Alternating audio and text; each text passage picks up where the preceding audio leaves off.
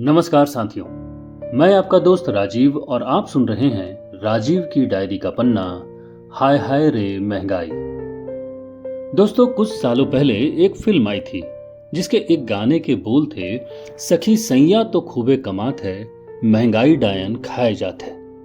आज वो महंगाई डायन हम जनता की कमाई को डकार रही है और इस महंगाई में हमारी जनता का हाल उस पर कटी चिड़िया की तरह हो चुका है जो ना उड़ ही पा रही है और ना ही बैठ पा रही है। वो लगातार बोल रही है कि इतनी महंगाई में क्या खाएं और क्या ही पिएं। बाकी उसे परदेश तो जाना है नहीं, क्योंकि महंगाई का नाम लेने पे फ्री में ही पाकिस्तान भेज देने का पूरा इंतजाम है। लेकिन क्या करें, वहां भी महंगाई है। अभी हाल में ही सांख्यिकी और कार्यक्रम मंत्रालय भारत सरकार ने जुलाई महीने का नया आंकड़ा जारी किया है। इस आंकड़े के अनुसार सब्जियों और अन्य खाने का सामान महंगा होने से खुदरा मुद्रास्फीति जुलाई में 7.44% पर पहुंच गई है, जो कि पिछले 15 महीनों में सबसे ज्यादा है। मतलब कि जुलाई महीने में पिछले 1.5 साल की सबसे ज्यादा महंगाई थी। अब इन आंकड़ों के आते ही खलबली मच गई। सत्ता पर काबिज नेताओं को समझ नहीं आ रहा कि कैसे इसका जवाब दिया जाए, लेकिन यह भी आसान हो गया सीमा के पाकिस्तान से आने पर।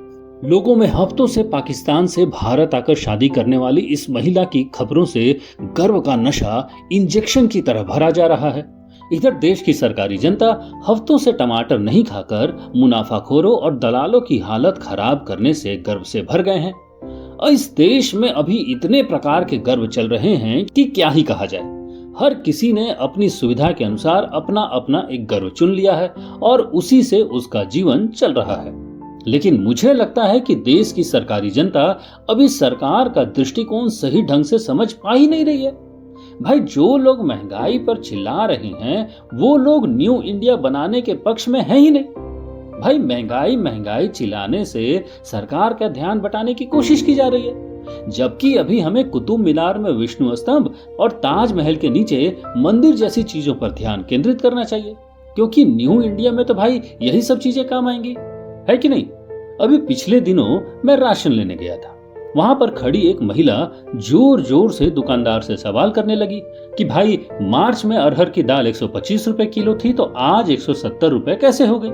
पहले तो दुकानदार ने इधर उधर झांका और बात घुमाकर महंगाई की बात की और फिर इसी महंगाई के सहारे बेचारा देश को आगे ले जाने की बात करने लगा और आखिर में अंत में राष्ट्रवाद की परछाई में उसने अपनी जान किसी तरह बचाई। उसी दुकान पर खड़ी एक महिला ने बताया कि हमारा 4 लोगों का परिवार है, हम सब्जी में बस आलू ही खा पा रहे हैं। सब्जियों की बढ़ी कीमतों ने घर का पूरा बजट ही बिगाड़ दिया। पहले बच्चों को टिफिन में हरी सब्जियां देते थे, लेकिन अब आलू की भुजिया या आलू की सब्जी ही बच्चों को टिफिन में दे रहे हैं और दाल तो अब हफ्ते में एक ही बार बनाते हैं। दोस्तों, पिछले 4 महीने में ही आटा की कीमत 18% बढ़ गई है। मतलब कि जो 10 किलो का आटा पहले 350 रुपए में आता था, उसकी कीमत अब 420 रुपए हो गई है। जनवरी में 250 रुपए किलो मिलने वाला जीरा आज 850 रुपए किलो मिल रहा है। रांची शहर में एक बाइक के शोरूम में काम करने वाले एक कर्मचारी ने बताया कि 12 साल पहले उसने 7,000 रुपए में नौकरी करना शुरू किया था। आज 20,000 रुपए में भी उसका गुजारा नहीं हो पा रहा है। ऊपर से मालिक ने साफ कह दिया है कि भाई, बिजनेस में कंपटीशन ज्यादा होने के कारण काम ज्यादा करना होगा। अब बच्चों के मोह के कारण इस चक्की में तो घिसना ही पड़ेगा। वहीं पास बैठी एक बुजुर्ग महिला ने कहा कि उसे झारखंड सरकार की ओर से 1,000 रुपए वृद्धावस्था पेंशन मिलती है। इस महंगाई में उसे समझ में नहीं आता कि इस पैसे से वो क्या खाए और क्या ना खाए। लेकिन क्या कभी आपने किसी नेता का बढ़ती महंगाई पर कभी बयान सुना? पहले टमाटर महंगा था तो उसे छोड़ने के लिए बोला गया, अब कुछ दिन में आटा और दाल खाने के लिए भी मना किया जाएगा। उसके बाद हम लोग हवा पीकर न्यू इंडिया बनाने में अपना योगदान देंगे। कौन जाने। बाकी लाल किले की प्राचीर से आपने देश की प्रधानमंत्री का भाषण सुन ही लिया होगा 15 अगस्त को।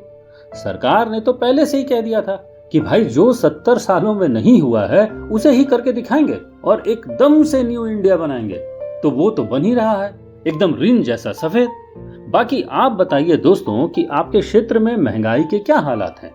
इस बढ़ती हुई महंगाई ने आपके और आपके परिवार में खान पान को किस तरह से प्रभावित किया है और आने वाले वक्त में आप किन किन मुद्दों पर बातें करना चाहते हैं।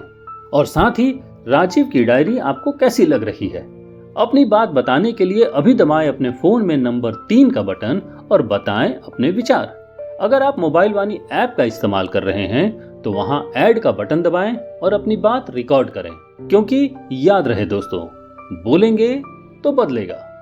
नमस्कार।